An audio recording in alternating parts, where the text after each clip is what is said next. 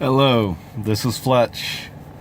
I want to start a different video today. This is going to be off topic from the brand new start. And I felt I needed to do this because there's a lot of funny things going on. As a couple of you know from my past videos, I do ride sharing, which is where, I will use my own personal car to pick people up, take them to a destination, and of course get paid for it. Well, now, there's a few courtesies that I'd like to talk about that some customers just don't understand. And as much as I'd like to say, that I believe everybody has logic, apparently it's not as common as I'd like to think it is. A co-worker of mine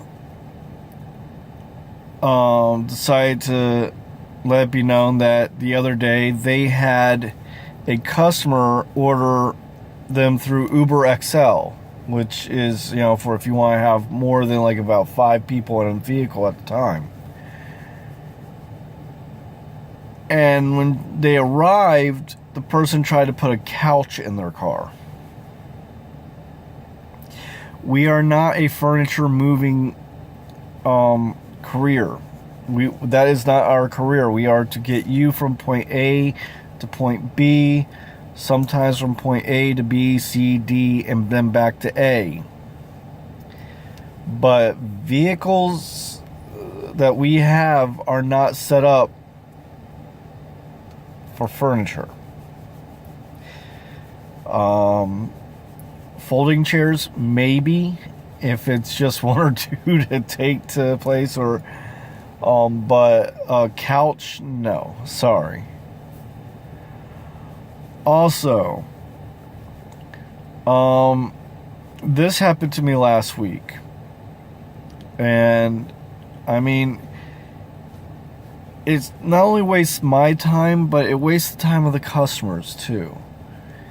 If you know that the GPS puts the driver in the wrong location for the pickup, let them know that. Contact them and say, listen, this is where app A usually tells the customer to go, tells you to go to pick me up, but that's not where I'm at.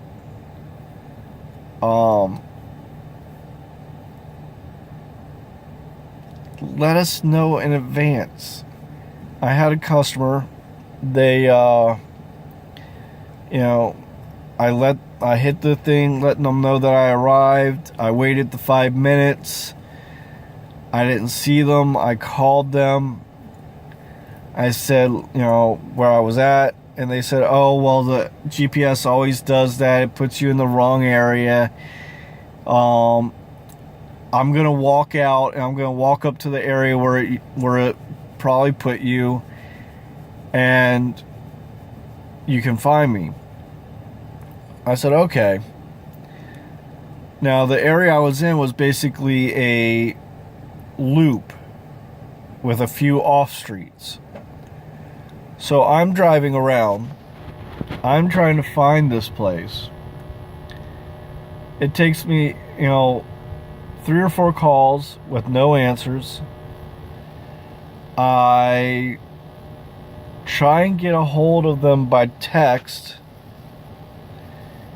They don't answer, and I've wasted about 20-25 minutes trying to find them in this small area. I see nobody walking around except for people working on their vehicle, and it's wasted time and money because I could have been off somewhere and made an actual wage off of somebody who was right where they said they'd be. And I know I had to cover all of the places where this person could have been, but I did not see them. So I found the area where it originally told me to pick them up. I went over there, I parked, I texted them saying, hey, I'm at this area. I'll be on the lookout for you. Still got no answer.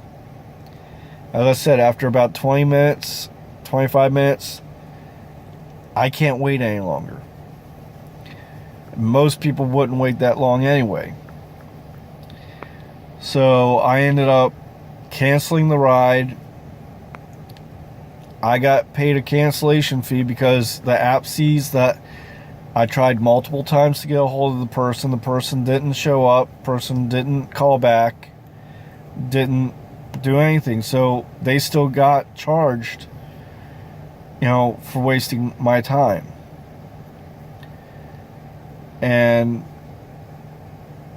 I mean, if you know that the GPS is going to put you somewhere that is not where you are to be picked up, let us know. If possible, let us know in advance if you're going to have an animal in the car. Not all of us have sheets and all to put down for the animals, but it's a common courtesy. Also, if you have more than one kid that needs a booster seat, or even if you have a kid that needs a booster seat, bring one. We don't all have booster seats. I happen to have one because I have a daughter who's 7 years old and has not met the height and weight requirements to not need it. But not all of us have kids. Not all of us have booster seats just for you. You gotta plan ahead. I mean, it's just the small things. I offer water. I offer candy. I even will ask if there's a radio station or a genre of music that you want to listen to. So far, I've got like a 4.95 rating, rounded up to about a 5. That's because I always try and be as courteous as I can. I want to treat you the way that I'd like to be treated as a customer. But it goes both ways. I will do my best not to interrupt you if I notice that you're on a phone, or if you're playing on the phone. If you've got your own music, that's fine. That's great. I'll be courteous. I'll be as quiet as I can. Don't take that as me being, unfriendly. Apparently somebody did one day, and that affected me negatively. I'm not going to interrupt you when you're on your phone. I'm going to do my best not to. Let's put it that way.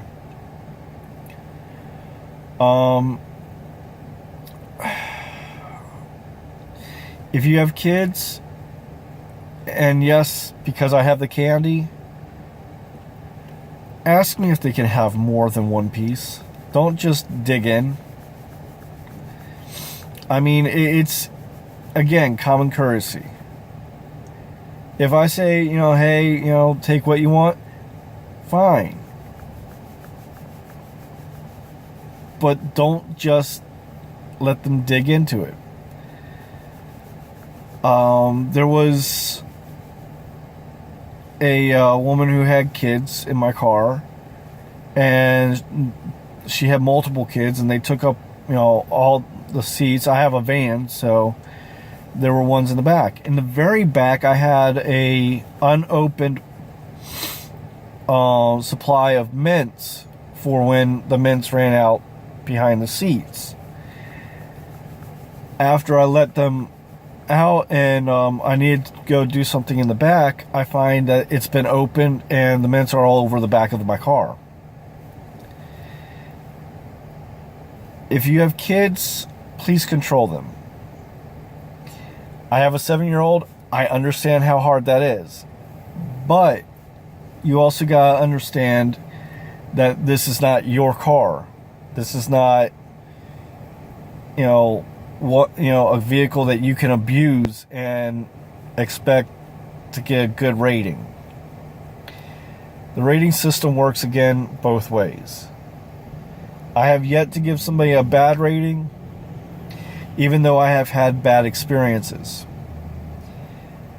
I have had people throw up on the side of my car and not let me know, and I didn't find out till the next person got in my car. That is ignorant.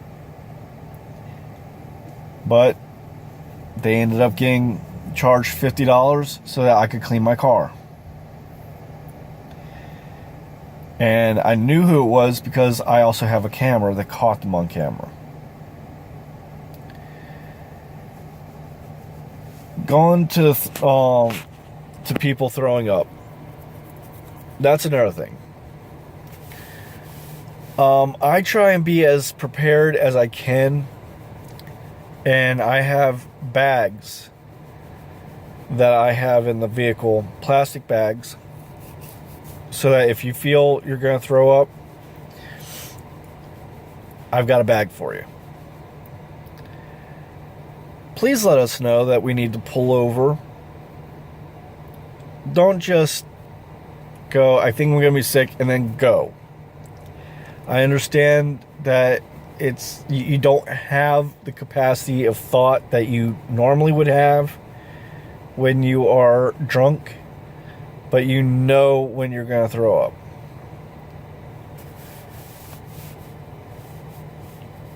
Because trust me, you don't want that bill. And it will be billed to you if you do that in our vehicles.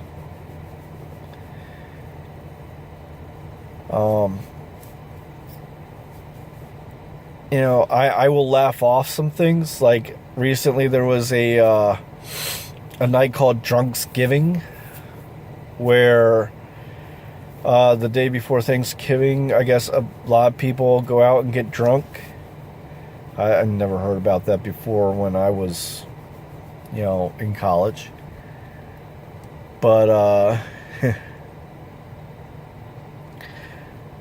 I had one woman actually start petting me like a dog. I thought it was funny, but it embarrassed the hell out of her friend. Some people won't put up with that, though. I've been around a lot of drunk people, so it's not that big of a deal for me. But you really, if you have friends there that are there, that are with you and they can stop you from doing stuff like that, please monitor each other. Stop each other from doing stupid things. There's nothing wrong with going out and having a great night, drinking and all. Not a problem. Some people just don't take well to being touched. Me personally, as long as you don't threaten me, as long as you don't try and cause trouble in my vehicle, I'm happy.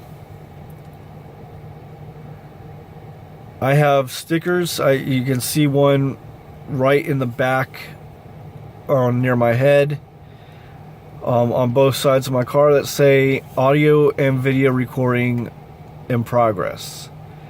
Those I have to have by state law when I have a dash cam in. Understand that if a driver has a dash cam, it's for a couple of reasons. One, it is for both his and your safety. If there's ever an argument or a dispute, there's proof.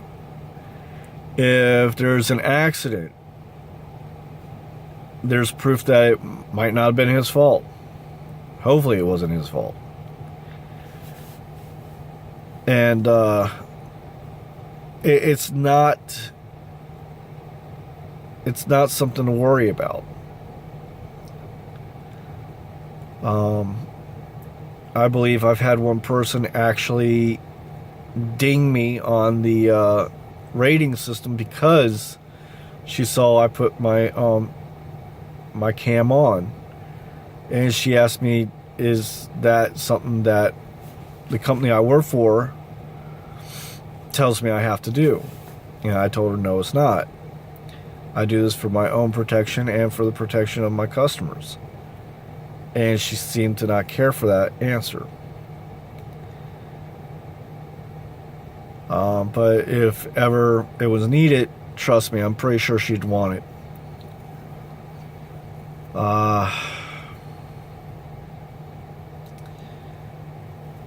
Right now, that's about all I can think of when it comes to ride sharing.